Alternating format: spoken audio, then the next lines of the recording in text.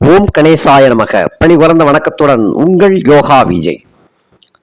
இந்த குரு பகவான் அப்படின்னு சொல்லக்கூடிய வியாழனுக்கு பார்வை பலன் வலிமையாக இருக்குமா, அல்லங்கில் ஸ்தான பலம் வலிமையாக இருக்குமா? இது நிறைய பேருக்கு சில சந்தேகங்களை கொடுக்கின்றது. இப்போ குரு ரிஷபத்துக்கு வர்றார். அதாவது 1/5/2024 அன்று மேசராசியிலே இருந்து குரு ரிஷபராசிக்கு பெயர்ச்சி ஆகின்றார். இப்படி பெயர்ச்சி ஆகின்ற அந்த குரு மேசராசிக்கு 2ஆம் வீடு, அதாவது ஸ்தான பலம் நல்லதா. அதே குரு கடகத்திற்கும் ஸ்தான பலம் 11ஆம் இடத்துல குரு. அப்ப இது வலிமையா? அல்லாத பட்சத்தில் கன்னி ராசியை இந்த குரு தன்னுடைய 5ஆம் பார்வையினாலும், விருச்சிகத்தை 7ஆம் பார்வையினாலும், அதே மகரத்தை 9ஆம் பார்வையினாலும் பார்க்கின்றார். அப்ப இந்த பார்வைக்கு பலம் அதிகமா, அந்த ஸ்தானத்திற்கு வலிமை அதிகமா? இப்படி ஒரு கேள்வி நிறைய அன்பர்களுக்கு இருக்கின்றது.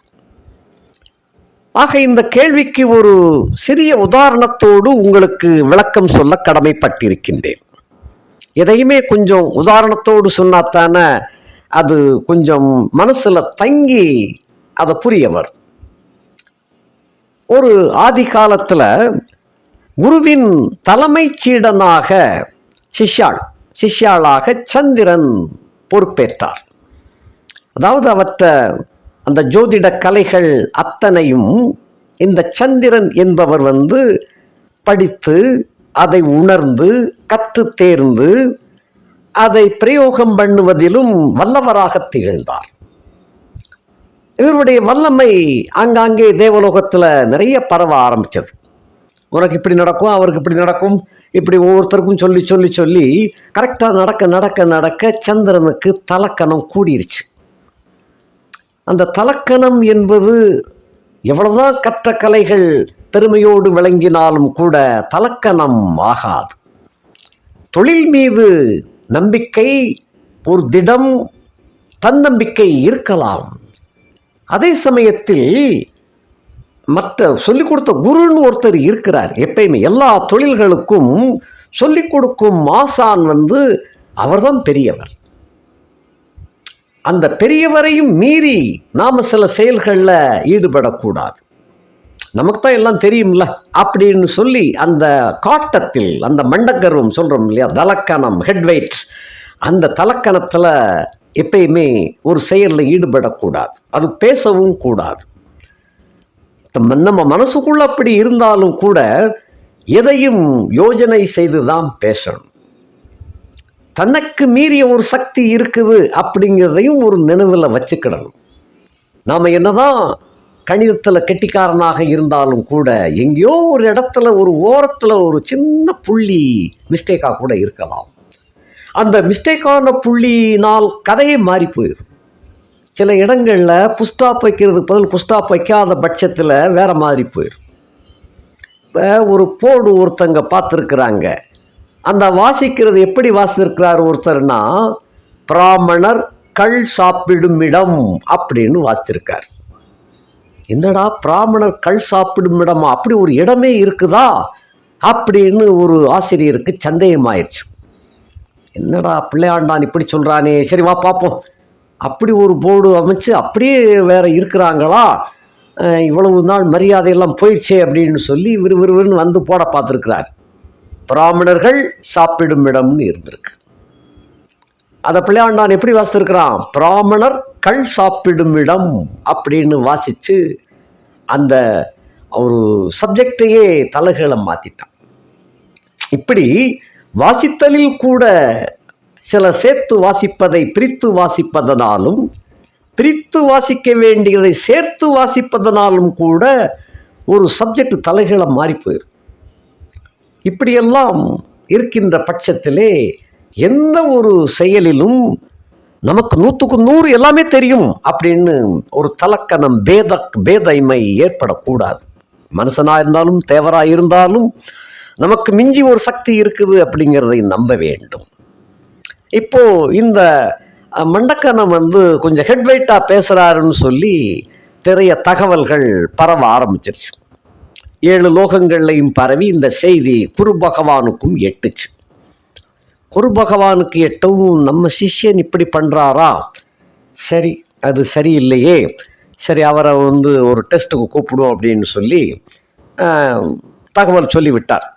சந்திரன் குரு பகவான் அழைச்சுண்டு வர சொன்னார்னு சொல்லி தகவல் சொல்லி விடவும் குருவே வர சொல்லிட்டாரா அப்படின்ட்டு இன்னும் கொஞ்சம் மண்டகர்வம் கூடிருச்சு. குருட்ட போய் குருவே அழைத்ததாக அறிந்தோம் வந்தோம் அப்படின்னு சொல்லி பெருமைப்பட்டு போய் நிற்கிறார். இப்போ இந்த பூலோகத்தில் ஒரு ஒரு தம்பதிக்கு ஒரு தாய்க்கு குழந்தை பிறக்க போகுது. அந்த குழந்தைக்கு நீ தான் ஜாதகத்தை கணிச்சு எனக்கு பலனை நீ விவரிக்கணும். எனக்கு சமயம் கிடைக்காதனால உன்னியை நான் இந்த பணியை ஓட்ட கொடுக்குறேன், போய் குறித்து கொண்டு வா அப்படின்னு சொல்லிட்டு முடிச்சிட்டார். அது எந்த இடம் எந்த ஸ்தலம் இதெல்லாம் அவர் விவரமாக சொல்லவும் சந்திரனும் அந்த ஸ்தலத்துக்கு அவர் பார்த்துக்கிட்டு இருக்கிறாரு. குழந்தை எப்போ பிறக்குது அப்படின்னு பார்த்துட்டு இருக்கார். குழந்தை பிறந்த உடனே அந்த நாளிகை வினாடியெல்லாம் குறிச்சுண்டு போய் ஜாதகத்தை கணிச்சு ஒரு கிட்டத்தட்ட அவருக்குரிய ஒரு காலகட்டத்துக்குள்ளே இந்த கட்டத்துக்குள்ளே கொண்டு எனக்கு கொடு அப்படின்னு சொல்லியிருக்கிறார் இல்லையா, அந்த காலகட்டத்துக்குள்ளே குரு பகவான்கிட்ட மீண்டும் போய் உட்கார்ந்து சுவாமி நீங்கள் சொன்ன கட்டளையை நான் நிறைவேற்றி கொண்டு வந்திருக்கிறேன், அப்போ சரிப்பா நீ அதுக்கு உண்டான அந்த ஜாதக விளக்கத்தை எனக்கு சொல்லு அப்படின்னு சொல்கிறார். ஜாதகத்தை விளக்கும் போது எப்பயுமே ஒரு ஜாதகத்தை விளக்குறச்சே எந்த ஜாதகமானாலும் முதல்ல ஆயுள் கட்டியாக இருக்குதா அப்படின்னு தான் முதல்ல பார்க்கணும். காரணம், ஆயுள் கட்டியாக இருந்தால் தானே மற்ற வயசுகளில் ஒவ்வொரு வயசுல என்னென்ன நிகழ்ச்சி நடக்கும் அப்படிங்கிறத நம்ம பார்க்க முடியும். ஆகையினால எந்த ஜாதகத்தை எடுத்தாலும் ஃபர்ஸ்ட் ஆஃப் ஆல் ஆயுள் பலம் என்ன அப்படின்னு தான் சொல்லணும். இந்த சந்திரன் அந்த குழந்தைக்கு ஜாதகத்தை கணிச்சு சொல்கிறச்சே முதல்ல ஸ்டார்ட் பண்ணுறார். குருவே ஒரு ஒரு தகவலையும் சேர்த்தை சொல்லியிருந்தேன் குருவே அப்படின்னு சொல்லி, என்னப்பா அப்படின்னு சொல்கிறார். ஒரு 2 வயது 3 மாதங்கள் இத்தனாவது நாளில் இந்த மணியில் இத்தனை நிமிஷத்தில் அந்த குழந்தை உயிர் பறிக்கப்பட்டு விடும்.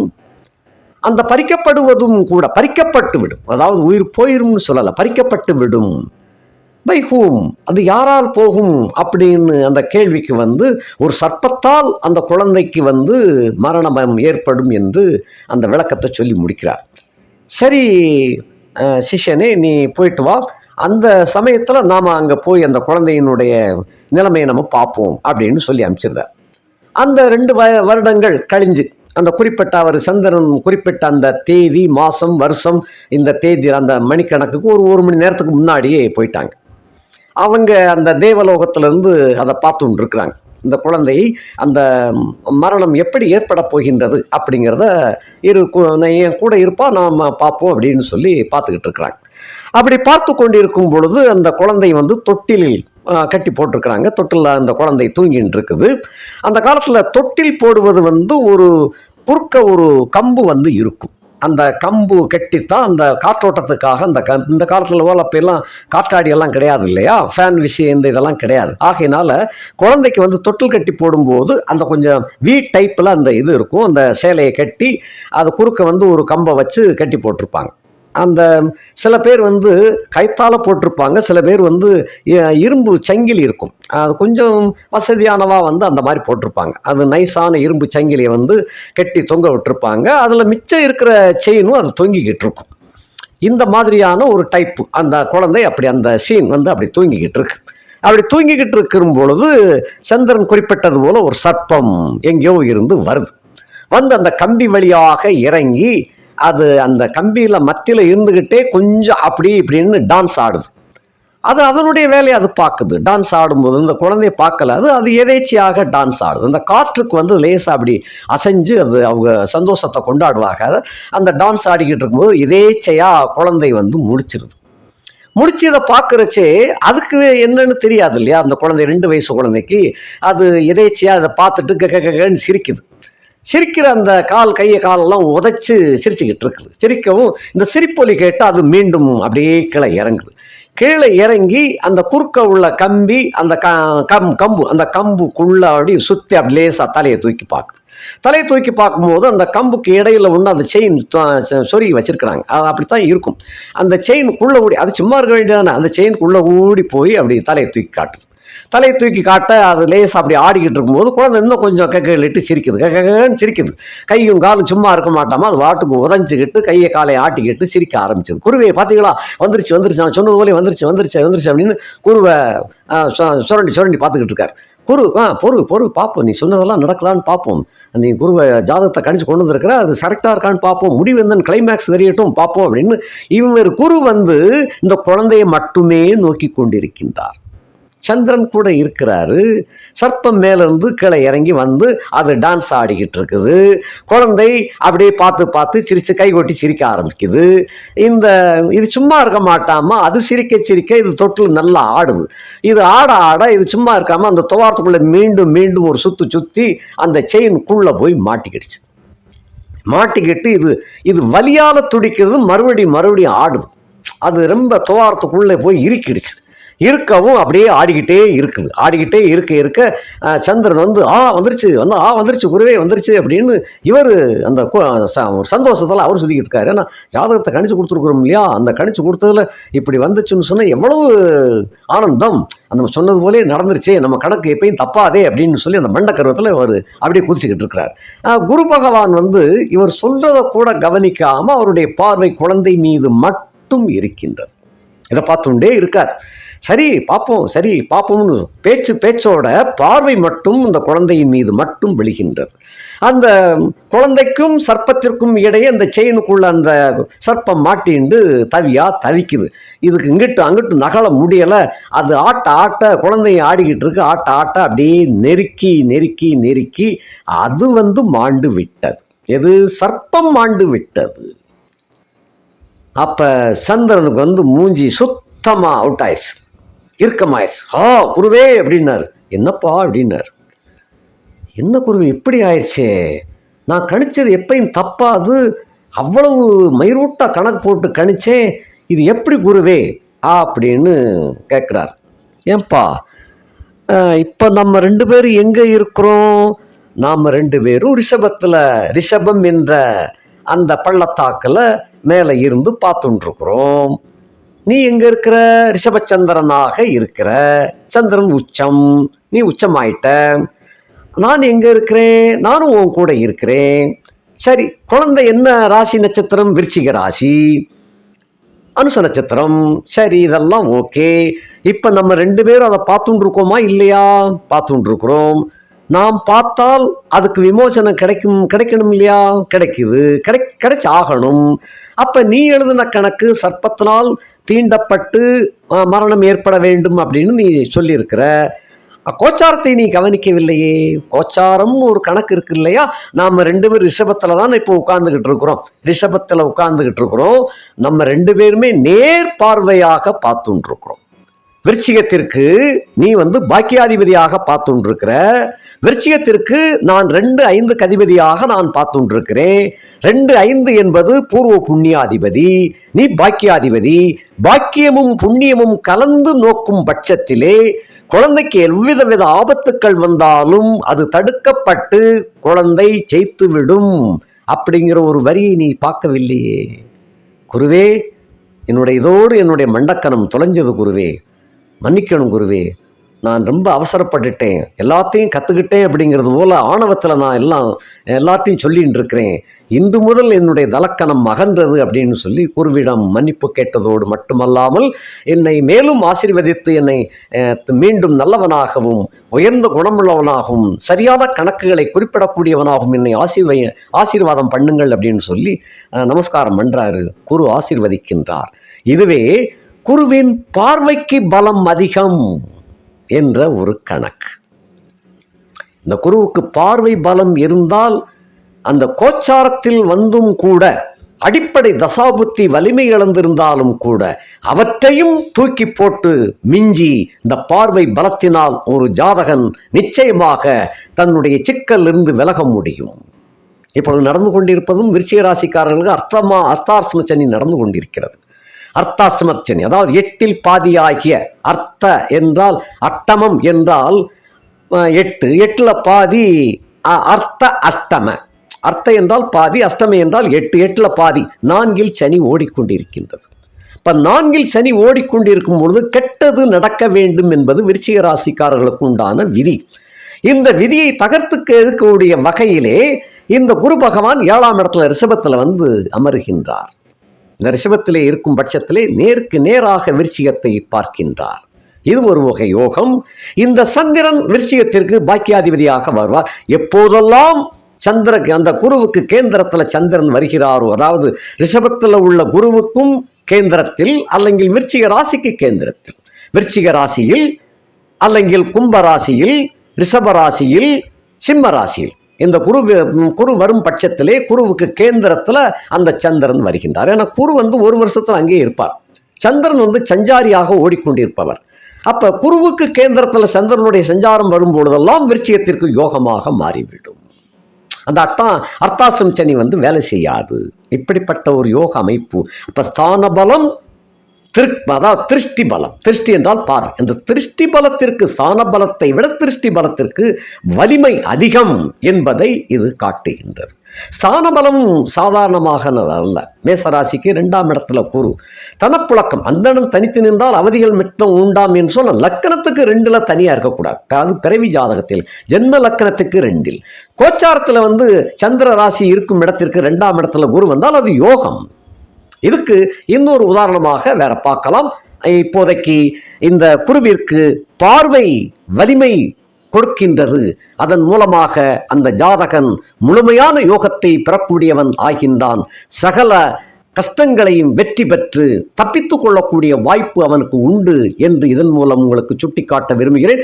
அப்படிப்பட்ட குரு பகவான் இந்த தமிழாண்டு குரோதி வருஷம் என்ற தமிழ் புத்தாண்டிலே சித்திரை மாதமாகிய முதல் மாதத்திலே 18ஆம் தேதி, 18ஆம் பெருக்குன்னு சொல்வார்கள் இல்லையா, அந்த 18ஆம் பெருக்கு, சித்திரை 18ஆம் பெருக்கு அன்றைய தினத்திலே, ஆங்கிலத்திற்கு சொல்வதாக இருந்தால் தொழிலாளர் தினம், மே 1. இந்த தொழிலாளர் தினத்திற்கு தொழிலாளர்களுக்கெல்லாம் யோகத்தை கொடுக்கின்ற வகையிலே இந்த குரு பகவான் 1/5/2024ஆம் தேதி அந்த நாளிலே அவருடைய பெயர்ச்சி சமயம் என்பது பிற்பகல் 3:57 அளவில் இந்த கோவிந்த குருவாக மேசத்திலே உலா வந்து கொண்டிருந்த இந்த குரு பகவான் கார்த்திகை நட்சத்திரம் 2ஆம் பாதத்திலே, அதாவது ரிஷபத்திலே விஜயம் செய்கின்றார். இந்த விஜயமானது இவருக்கு அந்த வீடு பகையாளி வீடு, பங்காளி மேலும் பகையாளி. குருவுடைய வீட்டுக்கு இந்த 3ஆம் வீடு, அதான் பங்காளின்னு சொன்னேன். 3ஆம் வீடு எப்பயுமே பங்காளி. அந்த தனுசு என்ற குருவின் வீட்டிற்கும் இது 6ஆம் வீடு, அதுவும் ஒரு பங்காளி என்ற கணக்குத்தான் வரும். ஆகையினால பங்காளி என்னும் பகையாளி வீட்டிலே வந்து இந்த பகைத்தன்மையோடு அங்கே அமர்கின்றார். அவருடைய பயணத்தை தொடங்குகின்றார். இந்த பயணம் ஆனது கன்னி லக்கணத்தில் இவருடைய பயண துவக்கம் அமைகின்றது. துவக்கத்திலே இவர் நவாம்சையில வந்து நீசம் அடைகின்றார். அது பின்ன சமநிலைக்கு போகின்றார். அது பின்ன ஆட்சியாக மாறுகின்றார். அது பின்ன நட்பு, அது பின்ன பகை, அடுத்தும் பகை, அது பின்ன உச்சம், கடைசியாக நட்பிலே சென்று இவருடைய பயணம் நிறைவு பெறுகின்றது. அதாவது நவாம்சையில சொன்னேன். நவாம்சையில கார்த்திகை 2ஆம் பாதத்துல கடக நவாம்சம், கடக நவாம்சத்துல குரு நீசமாகிடுவார். அது பின்ன கும்பத்துக்கு மேலே ஏறுவார் கார்த்திகை 3. அது வந்து சம நிலை அடைகின்றார். அது பின்ன கார்த்திகை 4 என்பது செல்லும் பொழுது மீன ராசியிலே அவர் சஞ்சரிப்பார் நவாம்சத்துல. அது வந்து ஆட்சியாக மாறிவிடுகின்றது. அந்த மீனம், அதாவது மீனத்தை விட்டு கடக்கும் பொழுது, அந்த ரோஹிணி நட்சத்திரம் 1ஆம் மாதத்துல காலடி எடுத்து வைக்கும் பொழுது அவர் மேசத்துக்கு நவாம்சைக்கு வந்துடுவார். அது நட்பு ரீதியாக அமையும். ரோஹிணி 2ஆம் மாதத்துல வர்றச்சே பகையா போயிருந்தார்.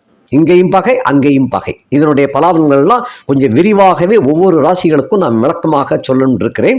அடுத்தபடியாக ரோஹிணி 3ஆம் பாதத்துக்கு போறச்சே மிதுனத்துல போய் உலாவார். அதுவும் பகை வீடு தான். പക്ഷേ மிதுனத்தினுடைய பகைக்கும் ரிஷபத்தில் உள்ள பகைக்கும் வித்தியாசம் உண்டு. ரிஷபம் என்பது பங்காளி வீடு, மிதுனம் என்பது பங்காளி கிடையாது. அது தாய் வர்க்கத்தை உடையதாக அமையும். அதே போல கணவன் மனைவி இயக்கத்தை கொண்டதாக அமையும். ஆக ரோகிணி 3ஆம் பாதத்திலே போகும் பொழுது எத்தனை கணவன் எத்தனை மனைவியர்களுக்கு இணக்கம் ஏற்படுகின்றது, அல்லது இணக்கத்திலிருந்து விடுபடுகின்றார்கள். சில பேர் டைவர்ஸ் கேஸ் எல்லாம் இப்ப நிறைய இருக்குது.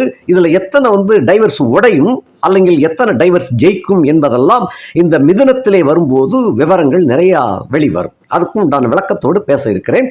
அந்த கடந்ததுக்கு அப்புறம் ரோகிணி 4ஆம் பாதத்தில் அவர் செல்றச்சே கடக நவாம்சை உச்சம் பெறுவார். அப்ப சகல உயிர்களுக்கும் அவருடைய பங்கு நிறைய யோகங்களை அள்ளி கொடுப்பவராக மாறிவிடுகிறார். நவாம்சையில உச்சம் பெறும் பொழுது இங்கே பகை நவாம்சையிலே உச்சம். இது வித்தியாசமான ஒரு போக்கை காட்டும். அதாவது கெட்டது நடக்கக்கூடிய ராசிக்காரர்களுக்கு கூட அந்த காலகட்டத்திலே அவ்வளவு யோகத்தை அள்ளி கொடுத்து விடுவார். அப்படிப்பட்ட ஒரு யோக அமைப்பு கடக நவாம்சை. அது பின்ன மிருகசீரிசம் 1ஆம் பாதத்தில் போறச்சே நட்பு அப்படிங்கிற கணக்கு வந்துருவாரு. அந்த நட்பு என்பது சூரியனுடைய வீடு. நவாம்சையில் சிம்மத்தில் போறச்சே சூரியனுடைய வீடு. அதை அடுத்து மீண்டும் பகையாத்தான் போறார். பகை அந்த மிருகசீரிசம் 2ஆம் பாதத்தில் போகும்பொழுது பகையாக மாறிவிடுகின்றார்.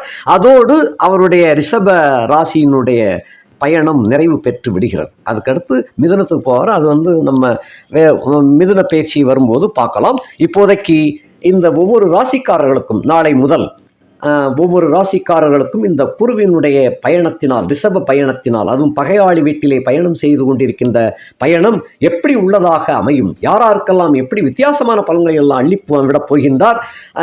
அதாவது பலன்களை அள்ளி கொடுப்பதிலும் கூட கிள்ளி கொடுக்கிறாரா, அள்ளி கொடுக்கின்றாரா? அதே போல கெடுக்கின்றவர்களுக்கு பொதுவாக குரு கெடுக்க போறதில்லை. கெடுதல் நடக்கும்போது பேசாமல் பார்த்துக்கிட்டு இருக்கும்போது ஒரு தப்பு தானே. அப்படியும் சில வினோதங்களை கடைப்பிடிப்பார். இந்த குருவுக்கு சந்திரன் ஒரு சமயத்தில் குருவோட ஒரு சிக்கலில் மாட்டிக்கிட்டார். அப்போ மாட்டிக்கிடும்போது துரோகம் பண்ணிட்டார்னு வச்சுக்கோங்களேன். துரோகம் பண்ணுறச்சே இவர் என்ன செஞ்சாருன்னு சொன்னால், அப்போ கூட அவருக்கு சாபம் என்ற தண்டனையை கொடுக்கவில்லை. அந்த சாபம் என்பது கூட ஒரு மங்களமான ஒரு சாபமாக கொடுத்தார். எப்படி? நான் பார்க்கும் போதெல்லாம் நீ பிரகாசம் அடைய கடவாய் அப்படின்னு தான் சொன்னார். இங்க கூட பார்வைக்கு பலத்தை அவரே ஒரு இடத்தில் அந்த சந்திரனை நோக்கி சொல்லுகின்றார். நான் பார்க்கும் போதெல்லாம் நீ பிரகாசம் அடைய கடவாய் அப்படின்னு தான் சொன்னார். அப்ப இதுல உள்ள அர்த்தம் என்ன? நாம் பார்க்காத போதெல்லாம் நீ நாசமா போயிடுவ, ஒண்ணுமில்லாம போயிடுவேன்னு அர்த்தம். அந்த அர்த்தம் தொக்கி நிற்குது. அப்படி சொல்லாமல் இப்படி சொல்லுகிறார். அதாவது கன்னியாகுமரியில போய் இந்திய எல்லை முடியுது அப்படின்னு சொல்றதை விட கன்னியாகுமரியில் இந்திய எல்லை தொடங்குகிறது என்பது ஒரு அருமையான சொல் இல்லையா? அதே போல அவரும் மங்களகரமாக அந்த வார்த்தையை சொல்லுகின்றார். நான் பார்க்கும் போதெல்லாம் நீ பிரகாசம் அடைய கடவாய் அப்படின்னு அவருடைய வாயாலேயே திருவுளம் வழங்கி இருக்கின்றார். ஆகையினால இந்த குரு பகவானுக்கு பார்வைக்கு சக்தி எக்கச்சக்கமா உண்டு. ஸ்தான பலம் 2வது பலமாக அமைந்து விடும். மீண்டும் நாளை முதல் மீண்டும் ஒவ்வொரு ராசிக்காரர்களுக்கும் எப்படி என்பதை சற்று விளக்கமாகவே பார்ப்போம். நன்றி, வணக்கம்.